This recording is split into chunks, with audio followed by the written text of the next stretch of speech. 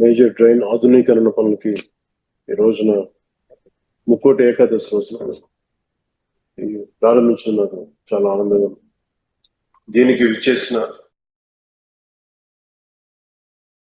గౌరవ జలవనరుల శాఖ మంత్రి వర్యులు శ్రీ నిమ్మల రామానాయుడు గారికి, గౌరవ శాసనసభ్యులు వరప్రసాద్ గారికి, కలెక్టర్ జిల్లా magistrate doctor B R Ambedkar Konaseema జిల్లా మహేష్ కుమార్ గారికి, జలవనరుల శాఖ ముఖ్య కార్యదర్శి శ్రీ సాయి ప్రసాద్ గారికి, పంచాయతీరాజ్ గ్రామీణాభివృద్ధి శాఖ కమిషనర్ శ్రీ కృష్ణతేజ గారికి, జలవనరుల విభాగం ఇంజనీరింగ్ చీఫ్ శ్రీ నరసింహమూర్తి గారికి, chief engineer Godavari delta system Shri Seshababu గారికి నా హృదయపూర్వక నమస్కారం.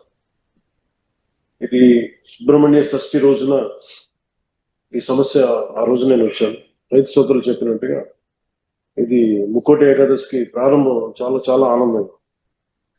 ఇది జరగడానికి మనం అనుకున్నప్పుడు అన్ని జరగాలంటే కుదరవు, కానీ ప్రత్యేకించి మీది 2 దశాబ్దాల ఆవేదన. ఇది దాదాపు 1,00,000 చెట్లు కూలిపోయాయి. ఈ తలలు బాగు చేసిన చెట్లు మన కేశవదాస్ పాలన చూసినప్పుడు మనం వచ్చినప్పుడు కోనసీమని కొబ్బరి తోట లేకుండా ఊహించాం. అలాంటి కోనసీమలో తలలేని మొండెంలాగా ఆ రోజు కనిపిస్తే చాలా బాధ అనిపించింది.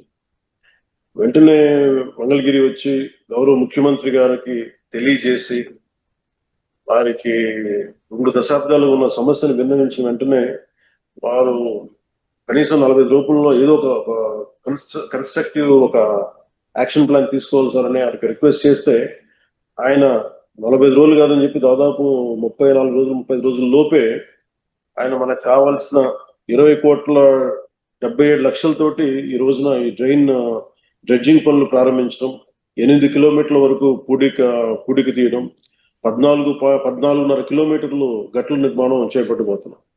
దీనికి అలాగే శంకరగుప్తం డ్రైన్ లో దాదాపు 600 ఎకరాలు ఉంది. కాదు 250 ఎకరాలు అన్యాక్రాంతం జరిగింది. అది మొన్న మీ దృష్టిలో కూడా నేను అడిగాను. దాన్ని కూడా కలెక్టర్ గారు ఒకసారి దృష్టిలో పెట్టుకోవాలి.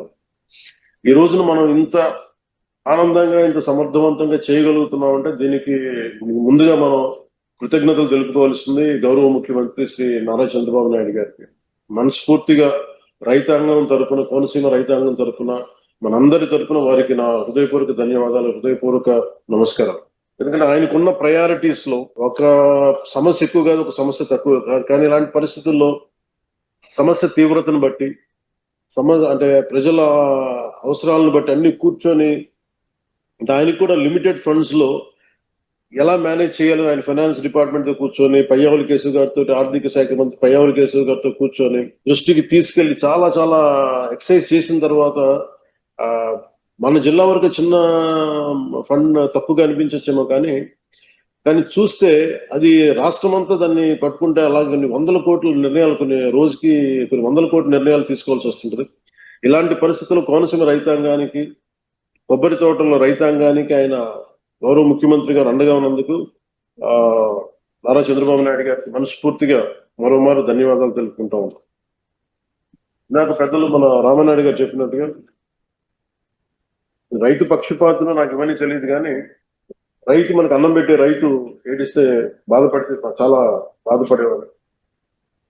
అది ఒక రోజున ఇలాంటి ముక్కోటి ఏకాదశి రోజున అనుకుంటా, అది కూడా మనోహర్ గారు చెప్పారు, మన కౌలు రైతులు చనిపోతా ఉన్నారు, ఇట్లా ఉంది అనేది న్యూస్ చూపిస్తా ఉంటే మనం ఏదైనా చేయాలి అని అంటే ప్రభుత్వాల మీద ఒత్తిడి పెట్టగలం, ఆయన చేయగలం అని మాట్లాడుకున్నప్పుడు నాకు ఒకటే అనిపించింది, కనీసం భరోసా ఏదో ఒకసారి బతకడానికి మన ఇచ్చే డబ్బు ఎంత ఉంటుందని పక్కన పెడితేనే అలాగే ఒక్కొక్క రైతుకి చొప్పున కొన్ని దాదాపు ముందు నేను ఆ రోజు ఒక సినిమా సైన్ చేస్తున్నాను. ఆ రోజు ఆ సినిమాకి వచ్చిన అడ్వాన్స్ ని 5 కోట్ల రూపాయలు వెంటనే ఆ రైతుకి ప్రారంభించడం స్టార్ట్ చేశాను, రైతులకి. అలా చాలా మంది దాతలు అందరూ కలిసి దాదాపు 3,000 మంది పైచీలకు రైతుల్ని ఆ రోజున ఆదుకున్నాం.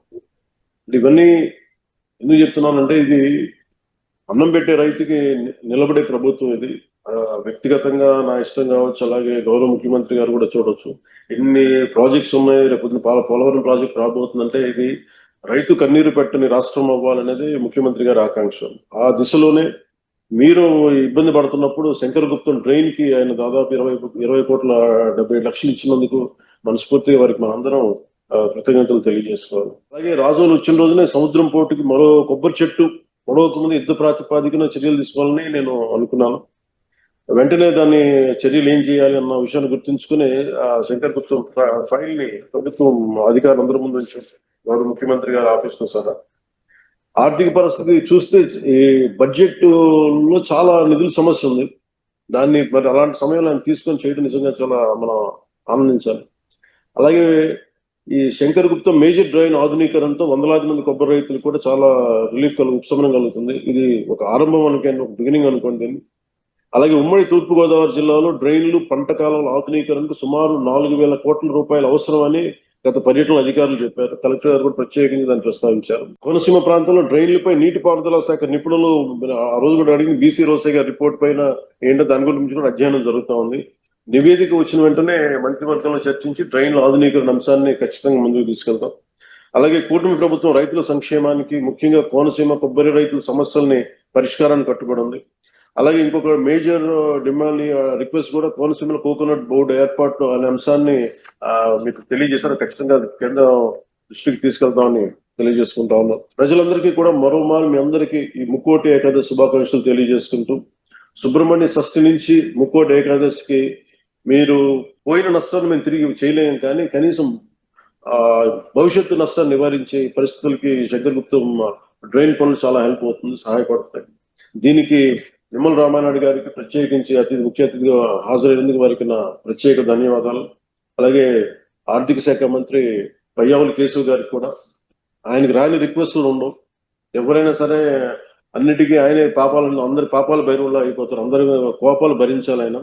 అలాంటి పరిస్థితుల్లో కూడా ఆయన పెద్ద మనసుతోటి మన ఆర్థిక శాఖ అధికారులతో, అందరితో, ఉన్నతాధికారులతో చర్చించి గౌరవ ముఖ్యమంత్రి గారి ఆదేశాలతోటి దీనిని సహాయ సహకారాలు అందించినందుకు పయ్యావుల కేశవ్ గారికి, ముఖ్యమంత్రి గారికి, మొత్తం రాష్ట్ర అధికారులందరికీ, మంత్రివర్యులు నిమ్మల రామానాయుడు గారికి ప్రత్యేకంగా నా కృతజ్ఞతలు తెలియజేసుకుంటూ, వరప్రసాద్ గారికి ప్రత్యేకించి మిమ్మల్ని చాలా మనస్ఫూర్తిగా అభినందిస్తున్నాను సార్. మీరు నిజంగా కష్టపడి ప్రజలతో మమేకమై ఈ రోజున మీరు ముందుకు తీసుకెళ్తున్నారంటే నాకు చాలా ఆనందంగా ఉంది, చాలా గర్వంగా ఉంది. మీరు భవిష్యత్తులో కూడా ఇలాగే ప్రజల పక్షాన్ని నిలబడి ఏదైనా సమస్యలు ఉంటే అందరూ సమిష్టిగా కలిసి దాన్ని పరిష్కరిద్దామని తెలియజేసుకుంటూ మీ అందరికీ మరోమారు ధన్యవాదాలు తెలుపుకుంటూ సెలవు తీసుకున్నాను.